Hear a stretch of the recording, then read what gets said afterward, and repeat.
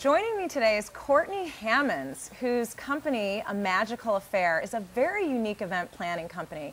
But what I love about Courtney's story is the fact that she took a big leap from the corporate world, moved to a brand new city, and launched a brand new company, all in a very short period of time. So I'm really excited to talk to you today, Courtney. Thank you. And it's just really great to be here and to hear about your company. And I love that you called it A Magical Affair. Thank you. So tell me a little bit about first what your business is, and then also just how did you get that confidence to really take the leap and to leave something that was seemingly very, very stable, working at Disney, Very much so. and jump into something totally fresh and new? Spending 10 years with Walt Disney World taught me so many things that I could never, ever have learned anywhere else but them. And when my husband and I got married, we decided that we wanted to move closer to family. And in order to do that, we were relocating, and Nashville was the center. That was the middle point between my parents and his parents. And so this is where we ended up. And we made the conscious decision to form this company and run this company and not take a job, for me not to take a full-time job, but to really focus on this and build this. And we're just shy of 2 years in town.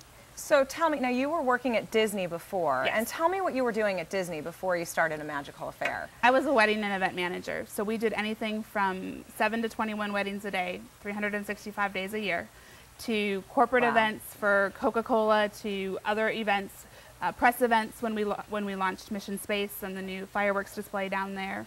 So really you gained a lot of experience from working at Disney. Absolutely. And it seems that it must have been very, very valuable for you to have Absolutely. all those learnings to start your business. Absolutely. It gave me a great starting off point. It gave me a great confidence in knowing different scenarios. We joke that the only thing we haven't had at a wedding is a live birth. Being in Orlando, we've seen hurricanes and Right. we've seen monsoons and we've seen, you name it, we've seen it. It's been there.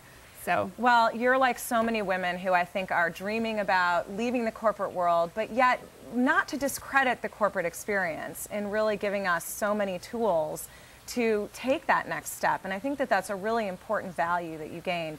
So tell me a little bit about A Magical Affair and what you do. I know that you do a variety of different events. So tell me a little bit about those. And are they all in one place, or do you travel around? And how are you set up? we are based here in Nashville. We have an office back in Orlando, and we travel both nationally and internationally. We are a boutique wedding and event planning company. So we do weddings, we do corporate events, we do bar mitzvahs and bar mitzvahs. You need an event planned, we will pull it off for you. And you do everything from, tell me a little bit about how the process works. When you sit down with a client, how do you start? And what are the different variables and different things that you focus on when you're planning a great event? And I also understand you've done some celebrity weddings. I have. Which must be really fun. It's a whole different ball game. Can you talk about those at all? Or I can. Okay, I can. great. I'm very fortunate. I'm very fortunate in that we just in February did a wedding for a Tennessee Titans player the week before free agency opened. And bless his heart, he went on his honeymoon to Aruba, and the night he came back was the night of free trading. And sitting in his home a half hour after he got home were the scouts to be looking at him. So it was a very stressful time for them.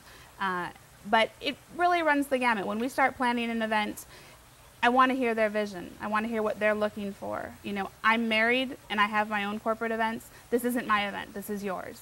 What are you expecting to get out of it? What are you hoping to see come from it? So you really try to hone in on their vision and what Absolutely. their vision is. And I think that that's so important because people have a vision in their heads, but how you extract that from their brain and translate it into execution, I think oftentimes is the biggest challenge. And if you can do that successfully, you'll win in the end, obviously. Oh, absolutely. And you know, we draw from so many resources and so many creative ideas and so many people with, whether we do artist renderings or we do photos or we look through magazines, you know, what is it that you're seeing in this one scenario? What is that you like about this picture?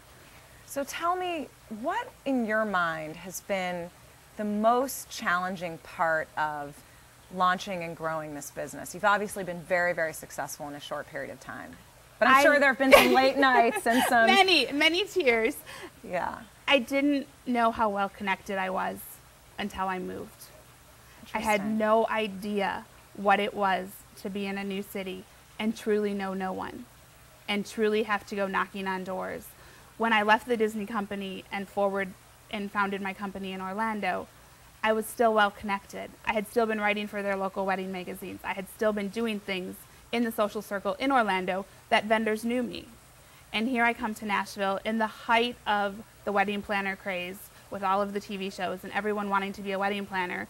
And I show up and go, hi, here I am, what can I do? So you joined Ladies Who Launch. I did. I joined Ladies Who Launch about 4 or 5 days after I moved here. And tell me about your experience joining Ladies Who Launch, and kind of how that really helped you get to the next level and really launching your new company. Incredible in terms of networking, incredible in terms of the other women that were in the organization that understood the same frustrations. They may have been living here their entire lives, but they understood those stepping stones and those areas where you started and you're like, okay, but now what do I do and who do I call? And you know, they knew those people. And those people, you know, they're like, oh, here, let me pick up the phone and call this person for you. And vice versa. You know, now I've had a couple of ladies who have recently gotten married, you know, and they were like, oh, well, we'll call Courtney, which is fabulous.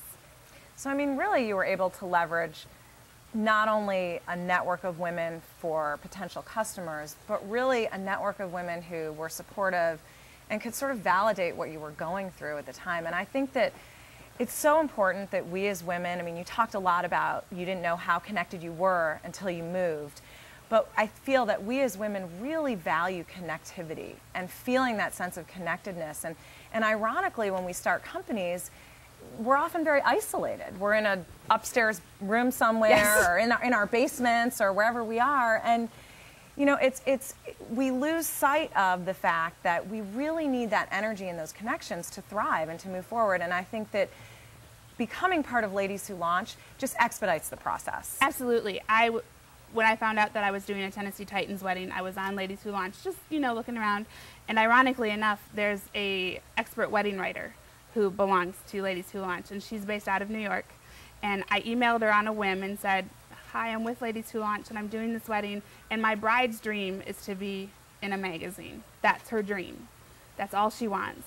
And now this wonderful woman has connected us with InStyle Weddings, and we will probably be in their summer issue. I love it, because, you know, I mean, really the mission of Ladies Who Launch is to make dreams and entrepreneurship accessible to every woman. And here you are starting a business fulfilling on women's dreams, and I just think that that's fabulous. So tell me, what do you see for yourself in the future? What's next for you? More international weddings. More international weddings. And do you see that as a big opportunity right now? Huge opportunity. It's taking someone that you're comfortable with you to a location that is scary and different and they don't speak the language, and connecting that piece together. Destination weddings are, especially in today's economy, becoming more and more popular, and having to find a planner in another country who you have no connection with is scary. You're giving them a lot of money and you're giving them your dream day, but partnering with us. Well, I love that. I mean, I don't know if you know this, but I was married in Italy. So, and at the time, 10 years ago, nobody was doing destination weddings. So we sort of muddled through it. And, you know, fortunately, I have a sister who is Italian and lives in Milan and helped with the language barrier. Sure. But all of those things, you know, can be challenging.